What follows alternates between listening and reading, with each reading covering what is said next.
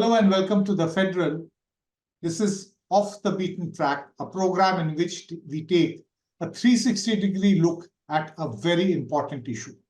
Today we'll be talking about the impending consecration ceremony of the Ram Temple in Ayodhya, how it impacts Indian politics, both in terms of electoral politics, the immediate 2024 elections, and also how it affects society and long-term politics and political trends in India. I will be talking to one of the foremost scholars on the subject of Hindu nationalistic politics, that is Christophe Jaffrelot, who does not really require much introduction. We have spoken to him on this program a few months ago, but we felt that on this occasion, we could not talk to him. So good morning, because you are in the United States. And Christophe, so glad and thank you very much for joining on this program amid your very tight schedule. Thank you for inviting me, Nilanjan. It's always a great pleasure to speak with you and learn a lot all the time. Let's begin by the most obvious question. 22nd of January, what does the day symbolize for different types of Indians? What do you think is really happening? Well, I think for the Muslim minority, it will definitely be a very sad day. All the more so as the mosque that was supposed to be also built is not to be seen anytime soon. But for the majority supporting this plan, this project, and it's not the case for each and every Hindu, but for those who support this enterprise, it is certainly a sentiment of triumph and revenge that will prevail, that is prevailing already. So we have probably never seen India so polarized. It's not a recent development, but it is a landmark in a trajectory that started in 1984, when the Ayodhya movement, when the Ram Mandir Movement started. You know, it has been 4 decades since the agitation started, and also nearly 4 decades since you have been writing and tracking, researching the rise and growth of Hindu nationalistic politics in India, about how it has impacted politics in the country. There have been various very important days in this entire 40 years, but possibly none more important prior to the 22nd of January now was the 6th of December 1992, when the Babri Masjid was demolished by a mob, which although the commitment was from the Vishwa Hindu Parishad and the entire Sangh Parivar that they will ensure, including the UP government. Let me point it out at this time for people who were not alive at that time and may not, even if they were, they may not remember the events of that particular time. How is the 22nd of January 2024 different from the 6th of December 1992, both in terms of people who are preparing to go to Ayodhya then and are doing so now, and also people who actually reached and participating in whatever was done then and what is going to be done now? Well, the atmosphere, of course, is very different. But before contrasting the two events, let's see how similar they are. Yes. And the similarities come mostly from the fact that all this is pre-planned, all this is organized. You mentioned the mob that was there on the 6th of December 1992. Right. You know, the same way I don't buy the idea that there is something called mob lynching. I don't think a mob was responsible for what happened in 1992. It was a well-organized, well-oiled machinery. It was a completely pre-planned event. because the activists who did it were well trained for They months, rehearsed, there are years. photographs, and also people have confessed that the highest leaders in the RSS were aware as to what is going to happen. Exactly. And they were there, many of them, celebrating the destruction of the demolition of the Babri Masjid when that happened. So that's where the similarity is. This chain of events fits in a plan, a long-term plan for transforming Ayodhya into, as some of them said, the new Rome or the new Mecca, the place where Hinduism will get some center. And you can't deny that there is a mimetic attitude, to emulate the religions they fear the most, Islam, Christianity. They try to invent a kind of new sacred central site for Hinduism. And 1992 was, in that sense, the first major step in this direction. And the 22nd of January will be somewhat the final, I would say, stage of this process. Now, of course, the atmosphere is very different. 1992, it was really revenge, hatred. Never forget that before 1992, there was 1990, the Rath Yatra, and the Rath Yatra culminated in some assault on the Babri Masjid. And at that time, Mulayam Singh Yadav was chief minister, and there was a repression, and dozens of car sevaks were killed. Then there was the Ashti Kalash Yatra for another procession. So the atmosphere was very much an atmosphere of uncertainty, battle, fight. We are in a completely different India. We are in a completely different India. They have won. They have triumphed. So now they can certainly change the repertoire. No, what is the repertoire? The repertoire that will dominate is Shanti.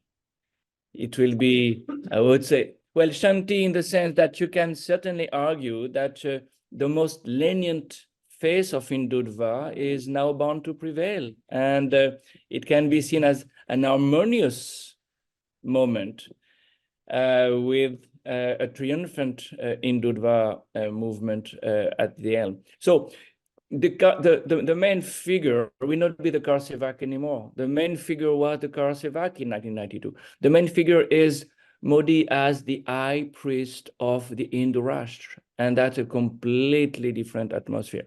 But of course, to be the high priest of Hinduism, when you're the Prime Minister of India, is very revealing of a shift towards a rather theocratic India, an India where the main leader, the main political leader, is also embodying spiritual authority. Something, of course, the real priests don't take very lightly.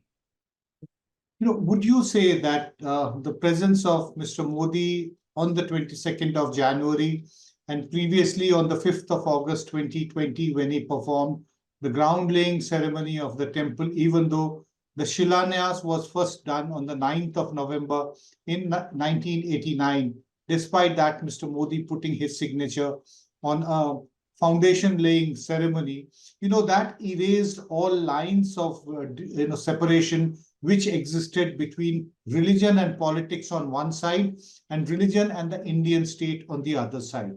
Would you Definitely. say? Definitely. We have changed the political order. When the main leader of the executive is not only inviting high priest to the Lok Sabha, to Parliament for inaugurating a new building, but is also laying the stone of a temple like the Ram temple in Ayodhya, and now inaugurating the temple himself, we have entered a new political order, an order where Hinduism becomes a kind of official religion. De facto, of course, not in the constitution itself. They will not change the constitution of India. That's not the game. That's not the plan. But de facto, you have an Hindu Rashtra in the making in India today, and this is a very clear symbol of all that. So if I try to ask you that in the course of these 40 years, we have seen very major changes in terms of impact on society among interpersonal relations, people between one community and another, position of various sections of society in terms of religious community and other caste identity is also very important. So would you say that Indian politics has completely changed forever, or would you say that forever is a word which you'd rather not use at this time? It has indeed changed at the moment where we are. Yeah, you can never say forever, especially in politics. We don't know whether the point of no return has been reached. This Ram Janmabhoomi movement was a response, at least in 1990 with the Rath Yatra, to the Mandal moment. Now, there is a dialectic between caste politics and Hindutva politics. Right. Clearly, the 6th of December was chosen as the date because that was the date when Dr. Ambedkar died. Now, Right. this dialectic between caste politics and Hindutva politics is so clear that caste politics can stage a comeback and may make things more difficult for the proponents of Hindutva politics. So that's one. But two, I would be very surprised if we could return to statu quo ante anytime soon. You know, even if the point of no return has not been reached, you can say that red lines have been made, and it will be very difficult to return to, for instance, the situation we knew regarding the status of Muslims on the political scene. You know, shall we ever say another Muslim president of the Indian Republic in our lifetime?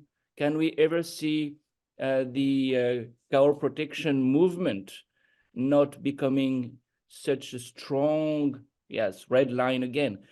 In that sense, we can compare to what happened to Pakistan. You know, who in Pakistan after Zia was in a position to say the blasphemy law has to be reformed? Nobody can return to the statu quo ante on that front.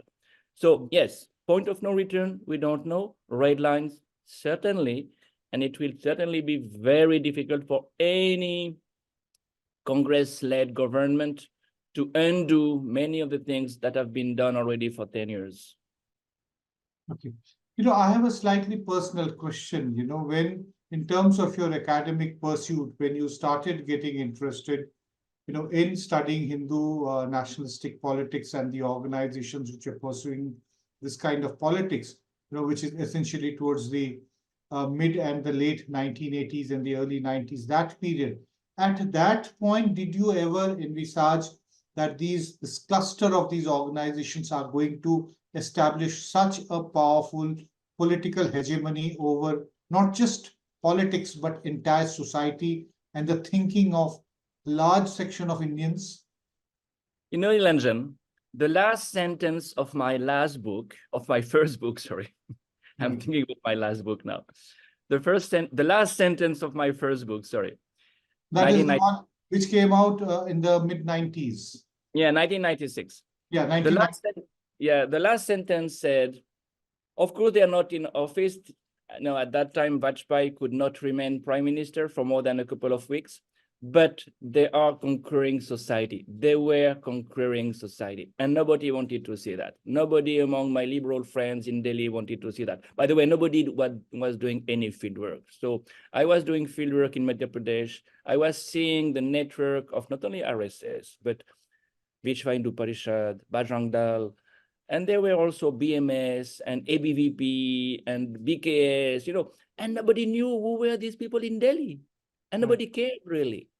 So yes, you could certainly anticipate that there would be a kind of societal transformation. And it took them almost 100 years, because RSS is now almost 100 years old, but they did it.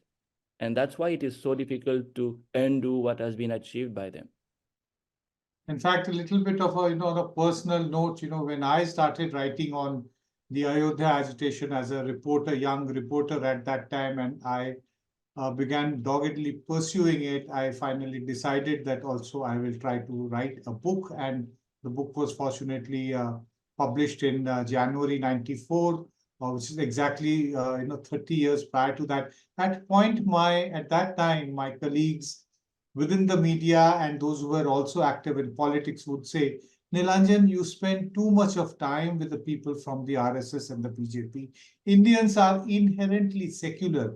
This word rings very loudly in my ear, inherently secular. Yeah. Would you say that in hindsight, would you say that no, there was an inherently communal way of looking at it, only that it was not considered to be politically correct, which is why it was not articulated after India became independent? It was the Ram temple issue which gave the people the courage to say, yes, it is something they can state openly, that it is not politically incorrect, but is instead politically correct to say that this is the country of Hindus. Whoever stays here are welcome to stay, but they must live here on our terms and conditions. Would you say that Well, I don't was there? Yeah. I don't think there is anything inherent there. I think they really shifted the discourse. That's where they were and it took them quite a long time. Now, remember, they started this Ayodhya movement in 1984. It was very, very difficult in the beginning to mobilize people along these lines. Finally, after the 1989 series of riots, and riots played a big role in this polarization. And the riots sparked by the processions carried out with those Jai Shri Ram bricks, specially inscribed on it in the Shila Yatra program. The Ram Shila movement, yes, in the fall of 1989 was probably the most important starting point. It was the real starting point, because 84 was a non-starter. So how do you make people communal? Because I really do not think they are inherently communal. You make them communal by designating the other as the enemy, and by engineering violence, making it necessary to protect yourself as a Hindu. You really you inoculate a feeling of vulnerability, a feeling of fear, a sense of fear. And that, of course, was reinforced by the series of Islamist attacks. The role of Islamist attacks in the late 90s, first one, 1999, in the Delhi Killa, the Lal Killa. There were some attacks at that time. There was a very important attack at that time. And then for 10 years, till Bombay 2008, a series of Islamist attacks, of course, Parliament 2001. So it became possible to say, we are besieged, we are under attack, we have to defend ourselves. So I really don't think it is inherently cultural. It's something that has been built, constructed as an ideology. But of course, once this has become an identity, to return to square one becomes very difficult. To what extent was global developments, the attack on the Twin Towers in, how did it, and, the way it changed the global security concerns and the way of looking at it?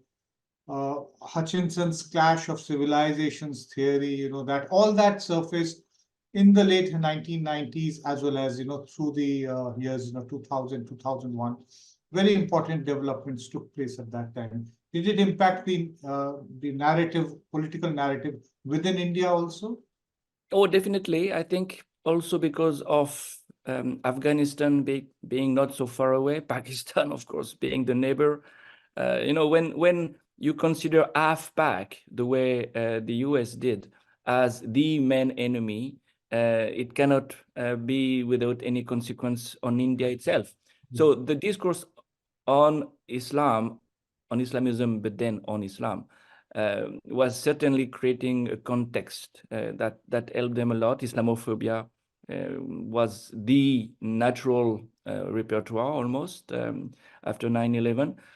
But of course, also what helped the Hindutva forces was, if in the US, if in Europe, you have this impression that we need to build a coalition against Islamism, Muslims, well, India is part of it. India is naturally part of it. And you have to bring, of course, Israel in the picture, because at that time, in the 90s, we see this rapprochement between New Delhi and Tel Aviv, and that was part of the game. You know, we had a common enemy, and we have to close ranks. Let's look at it, that the temple consecration on the 22nd of January. Let's look at it in the ahead in the short term. We have elections to be announced sometime in the first half of March. They are going to be called, and Indians will be voting in all probability in various phases through the months of April and May, and by the end of May, we would have the verdict. What is your prognosis? What is your assessment of how the electoral narrative will flow from here? And what are the chances of Modi actually leading the BJP back for a record-matching third tenure? Yeah, well, I think you're right. We have to connect the two. The inauguration of the temple is, in fact, launching the election campaign. This is now the main theme that will be articulated by the government, by Narendra Modi himself, a sense of triumph, of Hindus arriving, the end of one important journey that will be repeated ad nauseum. Well, in response to that, of course, the opposition is doing something new. Unity. The coalition of 28 parties is unprecedented. Okay. How does that change the game remains to be seen. First of all, we need to see whether they will really have seat adjustments everywhere. Not easy. How can the CPI and the TMC be part of the same CPIM and TMC part of the same alliance in West Bengal? So number one, we have to see how far this is really a straight fight now. And secondly, BJP has so many tricks, resources. They can certainly nominate the dissidents. So yeah, the purely electoral tactic that we will see at work is not clear and will play a big role. Two, is the opposition in a position to shift the narrative? Will the Yatra Rahul Gandhi is starting make the same kind of impact he made when he was in his first Yatra? That is important, of course. And third, can they counter identity politics by returning to socio-economic issues? No, this is probably the main point. People are voting for BJP in spite of everything, in spite of joblessness, in spite of the rise of poverty, in spite of the rise of inequality, because they believe that they have to fall on the majoritarian identity side. Can that be affected? Well, when I say they, of course, you need to qualify that. BJP never won more than 37% of the votes. So it's not as if everybody was behind. And the South, of course, will not be fully behind BJP again. But it's not sufficient for dislodging BJP from power. And that's for me is the main, really the main issue. Can we have an election battle that brings socioeconomic questions on the forefront? Or is this completely submerged by identity politics, by religious feelings? Yeah. You know, for a country where people used to vote on the basis of their on the basis of their economic situation, on the basis of performance of governments, how do you explain people voting solely on the issue of identity and on the issue or the desire of seeking revenge on a imaginary other which has been created and projected by the BJP and its affiliates within the Sangh Parivar? Well, you have a kind of hierarchy of priorities. You look at, if you look at the last surveys by CSDS about Rajasthan, Madhya Pradesh, Chhattisgarh, after the state elections, Yes. they released surveys. Last. Yeah, great surveys reconfirming that the main issue is not unemployment. The main issue is the Hindu Rashtra that you want to build. So it's very clear that Modi succeeded in doing what so many others have done, including Erdogan, including Orban, to relate to the voters, including the poor, by telling them, I'm protecting you against threats. In Hungary, it's or Turkey, it's migrants. In India, it's Muslims.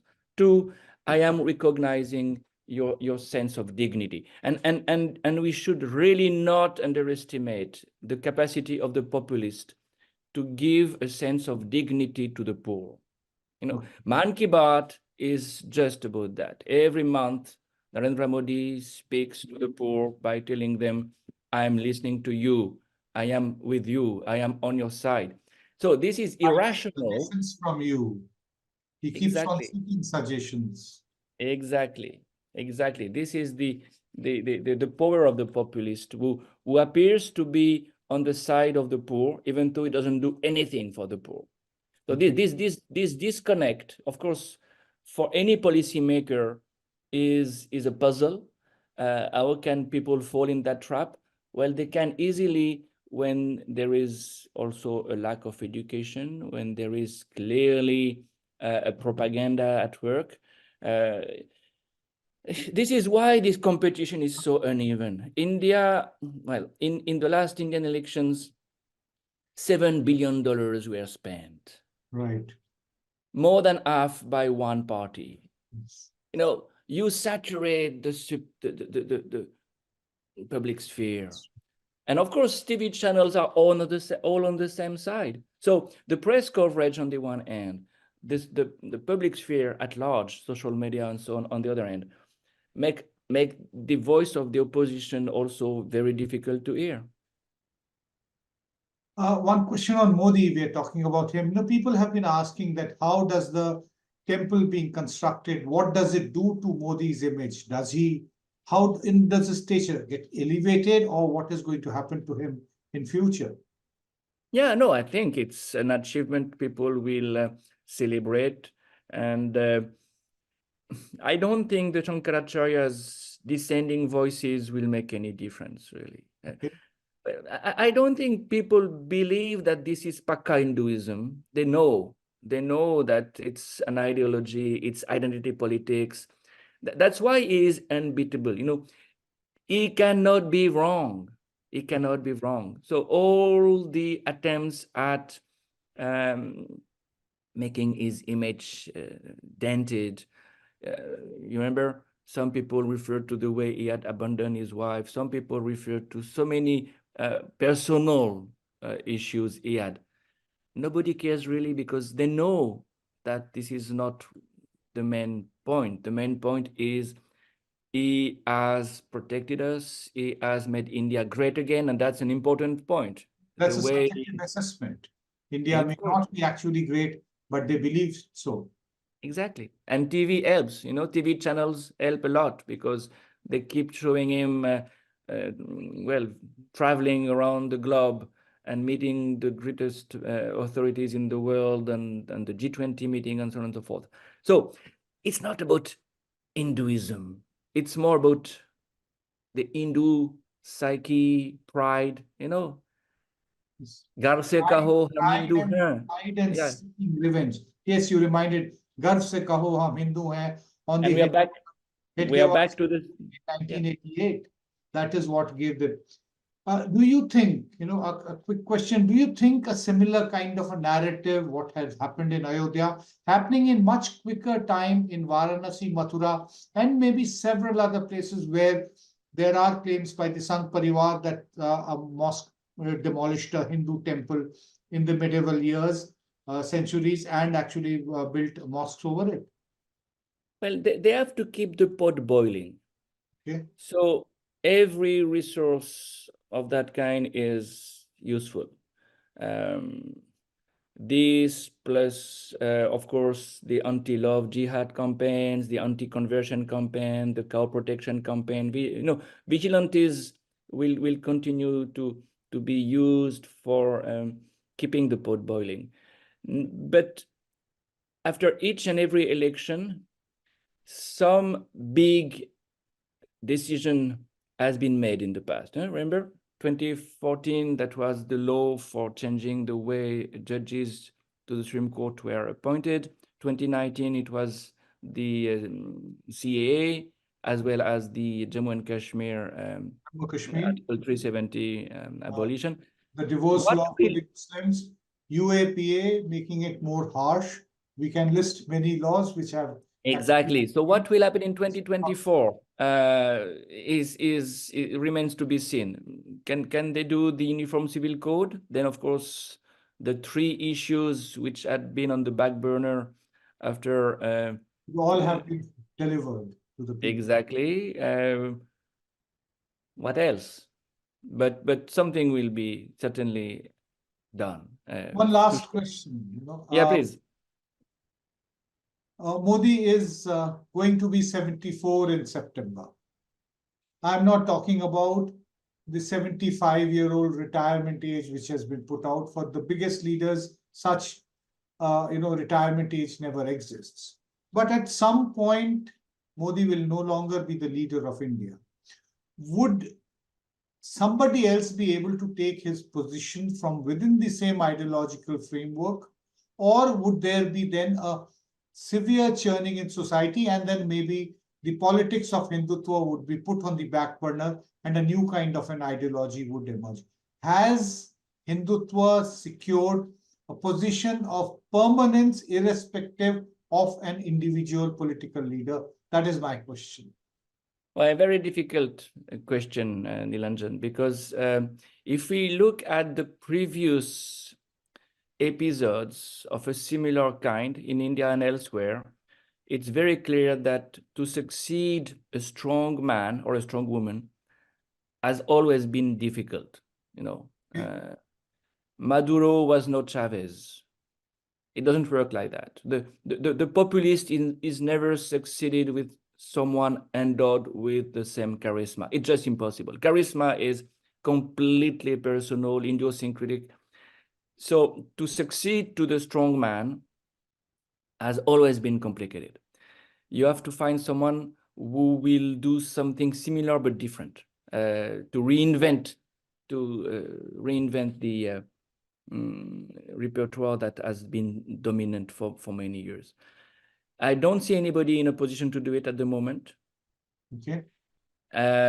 It will be very difficult for those who are now number two, I would say numbers twos, to take over this mantle. Are you talking about Mr. Amit Shah? Amit Shah, Yogi Adityanath are not in a position to take over from Narendra Modi easily. And that opens a series of questions. One, will they fight each other?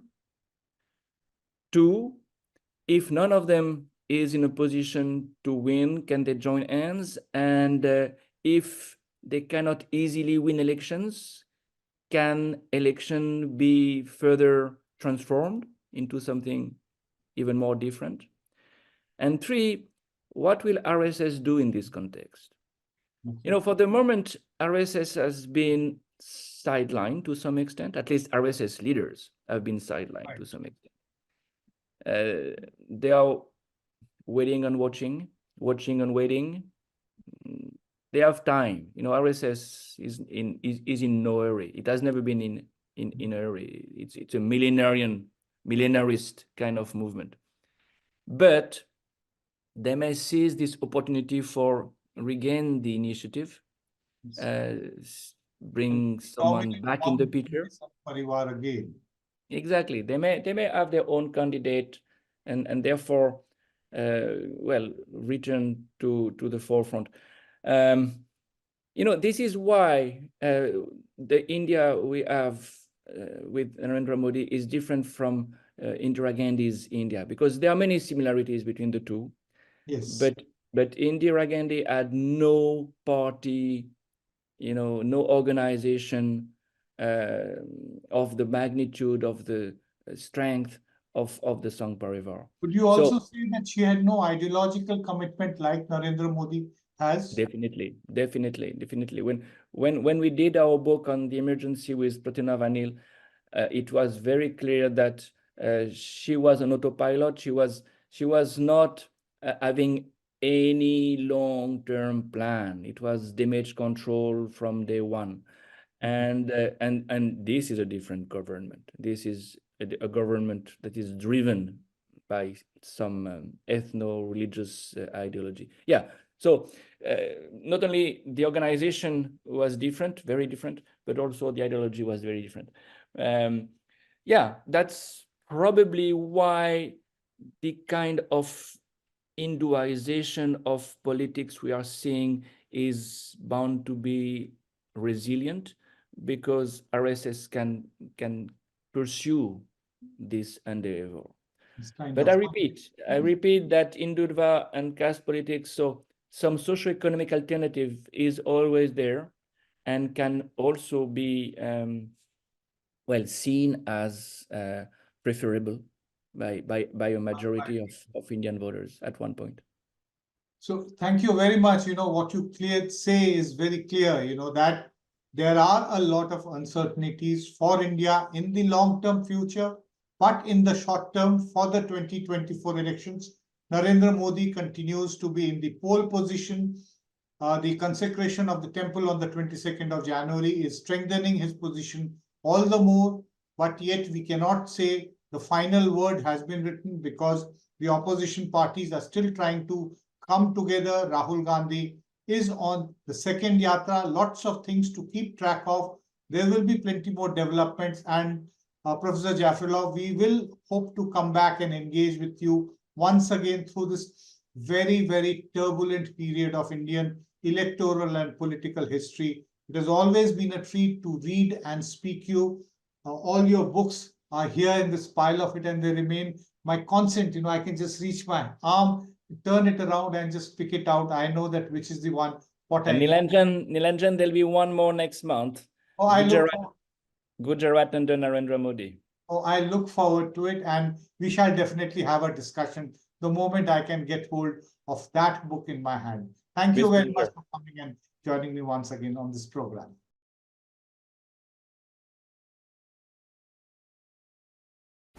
Subscribe to the Federal's YouTube page for more news and updates.